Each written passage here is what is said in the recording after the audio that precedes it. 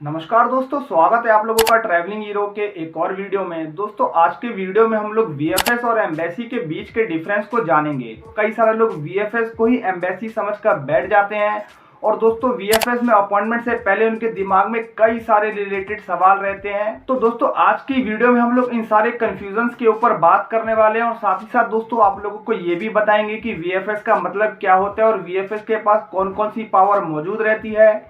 साथ ही दोस्तों आप लोगों को एम्बेसी का मतलब भी समझाएंगे और एम्बेसी के पास कौन कौन सी पावर मौजूद रहती है। आप लोगों को इन सारी चीजों के ऊपर हम लोग आज की इस वीडियो में क्लियरिटी के साथ दोस्तों इन्फॉर्मेशन देने वाले हैं। तो दोस्तों वीडियो को पूरा देखना ताकि आप लोगों को सारी इन्फॉर्मेशन पता चल जाए। इसी के साथ दोस्तों वीडियो को स्टार्ट करते हैं। दोस्तों सबसे पहले आप लोगों को बताना चाहूंगा कि वीएफएस किसी भी तरीके की गवर्नमेंट बॉडी नहीं होती है। वीएफएस एक प्राइवेट कंपनी है। वीएफएस का मतलब होता है दोस्तों वीजा फैसिलिटेशन सर्विसेज, यानी दोस्तों वो खाली एक सर्विस प्रोवाइडर है जो कि दोस्तों एम्बेसी के क्लाइंट और एम्बेसी के बीच में एक सर मीडिएटर के रूप में काम करती है। और इसके अलावा वीएफएस का और कुछ भी काम नहीं होता है।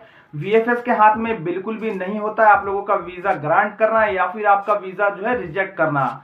दोस्तों अगर मैं देसी भाषा में आप लोगों को समझाऊं तो वीएफएस का काम बस इतना ही होता है कि जब भी आप लोग अपने अपॉइंटमेंट होता है आप लोगों को और आप लोग जो है अपने सारे डॉक्यूमेंट्स वीएफएस में जाके जमा कराते हैं, वो सारे डॉक्यूमेंट्स को कलेक्ट करके सैरोगेट करके और जो एम्बेसी के पास पहुंचाने का काम होता है। दोस्तों बस इतना सा काम वीएफएस का होता है। और दोस्तों इसके अलावा दोस्तों जब भी आप लोगों का वीजा जो है एम्बेसी ग्रांट कर देती है तो दोस्तों वो आप लोगों का पासपोर्ट वीएफएस के पास भेज देती है और उसके बाद दोस्तों वीएफएस का काम होता है वो पासपोर्ट आप लोगों के पास तक पहुंचाने का। वीएफएस का काम बस इतना होता है दोस्तों, जो भी गाइडलाइंस एम्बेसी की तरफ से आती है वो सारे गाइडलाइंस को फॉलो करना, आप लोगों से डॉक्यूमेंट्स कलेक्ट करना, आप लोगों की फोटोग्राफ्स लेना, आप लोगों के फिंगरप्रिंट्स कलेक्ट करना और जो भी दोस्तों उसके पास डेटा मौजूद होता है उसको एक अच्छे तरीके से सैरोगेट करके एम्बेसी के पास फॉरवर्ड कर देना। उसके बाद दोस्तों एम्बेसी का काम होता है आपके फाइल के ऊपर डिसीजन करना। जब भी दोस्तों आप लोगों की फाइल जो है एम्बेसी में खुलती है तो दोस्तों वो आप लोगों के सारे डॉक्यूमेंट्स चेक करते हैं और जब उनको लगता है कि हाँ ये कैंडिडेट जेन्युइन है और इस कैंडिडेट को जो है वीजा प्रोवाइड करना चाहिए तो दोस्तों एम्बेसी आप लोगों का जो है आप लोगों के पासपोर्ट पे वीजा लगाती है और आप लोगों का वीजा ग्रांट करती है। इसके बाद दोस्तों एम्बेसी जो है पासपोर्ट को दोबारा से वीएफएस के पास भेज देती है और दोस्तों उसके बाद वीएफएस का काम होता है। और दोस्तों आप लोगों ने कोरियर सर्विस ली थी तो दोस्तों आप लोगों के पासपोर्ट को जो है आपके घर तक कोरियर कर देना। इसके अलावा दोस्तों अगर आप लोगों ने कोरियर सर्विस नहीं ली है तो दोस्तों आप लोगों को वो कॉल करते हैं या फिर आप लोगों को ईमेल करते हैं कि आपका जो है पासपोर्ट हमारे पास आ चुका है, आप लोग अपना पासपोर्ट आके हमारे पास से कलेक्ट कर लीजिए। अब दोस्तों कई सारे लोगों का सवाल होगा कि हमारा वीएफएस का इंटरव्यू ले सकता है या नहीं ले सकता। कई कंट्रीज के कंडीशन में दोस्तों वीएफएस के अंदर आप लोगों का इंटरव्यू भी होता है। तो क्या आप लोगों का वीएफएस का ऑफिसर आप लोगों का इंटरव्यू लेता है या फिर आपका इंटरव्यू कौन लेता है? तो दोस्तों आप लोगों को बताना चाहूंगा ये कंट्री टू कंट्री डिपेंड करता है। अगर मैं एक पर्टिकुलर कंट्री माल्टा के ऊपर बात करूं तो दोस्तों माल्टा के केस में क्या होता है, जब भी आप लोग अपनी फाइल को वीएफएस में सबमिशन कराते हैं उसके बाद दोस्तों आप लोगों की फाइल को वीएफएस जो होता है एम्बेसी के पास जो है फॉरवर्ड कर देता है। उसके बाद दोस्तों जब भी आप लोगों के फाइल पे डिसीजन आना होता है, जब भी आप लोगों की फाइल खुलती है 1 महीने बाद या 2 महीने बाद या 15 दिन बाद, तो दोस्तों उस समय क्या होता है अगर जो है एम्बेसी ऑफिसर को लगता है या वीजा ऑफिसर को लगता है कि आप लोगों का जो है एक इंटरव्यू लेना चाहिए तो दोस्तों वो क्या करते हैं आप लोगों को एक ईमेल भेजते हैं और मैसेज भेजते हैं कि आप लोगों का जो है इस दिन जो है इंटरव्यू शेड्यूल किया गया है। तो दोस्तों उस समय आप लोगों का डायरेक्ट आप लोगों पे एक वीडियो कॉल का लिंक आता है और डायरेक्ट आप लोगों का जो है वीजा ऑफिसर डायरेक्ट एम्बेसी से आप लोगों का जो है इंटरव्यू लेते हैं। और दोस्तों अगर आप लोगों का इंटरव्यू एम्बेसी ऑफिसर को पसंद आता है तो दोस्तों आप लोगों का जो है वीजा ग्रांट कर देते हैं। और कई सारे कंडीशन में दोस्तों ये भी होता है कि direct visa officer direct VFS में आते हैं और उस समय आप लोगों का फेस टू फेस इंटरव्यू जो है वीएफएस ग्लोबल के अंदर होता है। और दोस्तों उस समय आप लोगों का इंटरव्यू वो व्यक्ति लेता है जो कि एम्बेसी को रिप्रेजेंट करता है, यानी दोस्तों एम्बेसी का रिप्रेजेंटेटिव जो है वीएफएस में आके आप लोगों का जो है इंटरव्यू लेता है। तो दोस्तों इस चीज से आप लोगों को क्लियरली समझ में आ गया होगा कि वीएफएस का मतलब क्या होता है। दोस्तों वीएफएस में आप लोगों को सिंपली एक अपॉइंटमेंट बुक करना होता है, वीएफएस में जाना होता है, अपनी जो डॉक्यूमेंट्स दोस्तों उन लोगों को जो है एम्बेसी के द्वारा गाइडलाइंस आती है। मान लीजिए मैं एक पर्टिकुलर कंट्री क्रोएशिया के ऊपर बात करूं तो दोस्तों उन लोगों को गाइडलाइंस क्रोएशियन एम्बेसी से आती है कि हम लोगों को इस तरीके के 14 डॉक्यूमेंट्स चाहिए, आप लोग हमें जो है क्लाइंट से लेके प्रोवाइड कराइए। तो दोस्तों जब भी आप लोग जो है अपॉइंटमेंट बुक करेंगे और वीएफएस में जाएंगे तो दोस्तों उन लोगों को जो भी बताया गया डॉक्यूमेंट्स लेने के लिए वो आप लोगों से उस डॉक्यूमेंट्स की डिमांड करते हैं, आप लोग सारे डॉक्यूमेंट्स प्रोवाइड कराते हैं।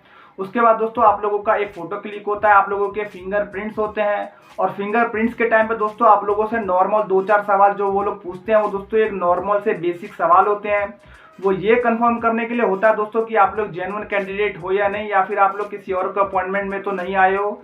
तो ये दोस्तों नॉर्मल सी चीज़ें वो लोग कंफर्म करते हैं। उसके बाद जो भी दोस्तों आप लोगों के डॉक्यूमेंट्स, आप लोगों के फोटोग्राफ्स, आप लोगों के फिंगरप्रिंट्स वो लोग कलेक्ट करके और एम्बेसी को फॉरवर्ड कर देते हैं दोस्तों। उसके बाद दोस्तों एम्बेसी का काम होता है आप लोगों के वीजा पे डिसीजन देना।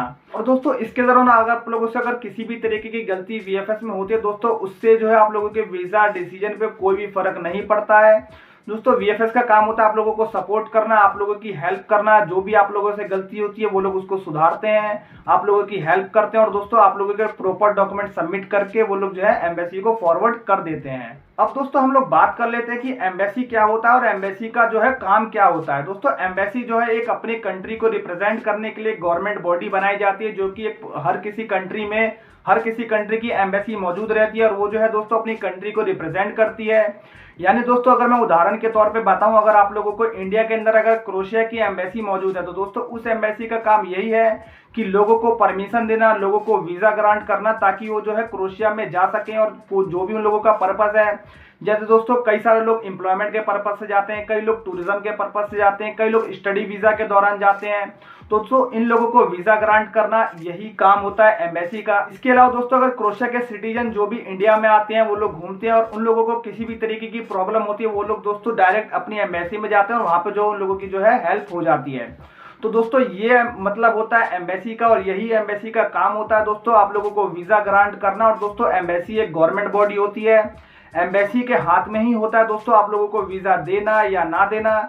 जैसे कि दोस्तों आप लोग अपनी फाइल को वीएफएस में सबमिशन कराते हो, वो जो आपकी फाइल जो है डायरेक्ट क्रोएशिया नहीं जाती दोस्तों, आप लोगों की फाइल जो है क्रोएशियन एम्बेसी न्यू दिल्ली में जाती है। नई दिल्ली में जो क्रोएशिया की एम्बेसी मौजूद है दोस्तों उन्हीं लोगों का काम होता है आप लोगों को वीजा देना या ना देना। दोस्तों ये सारी चीजें जो है एम्बेसी के ऊपर ही डिपेंड करती है।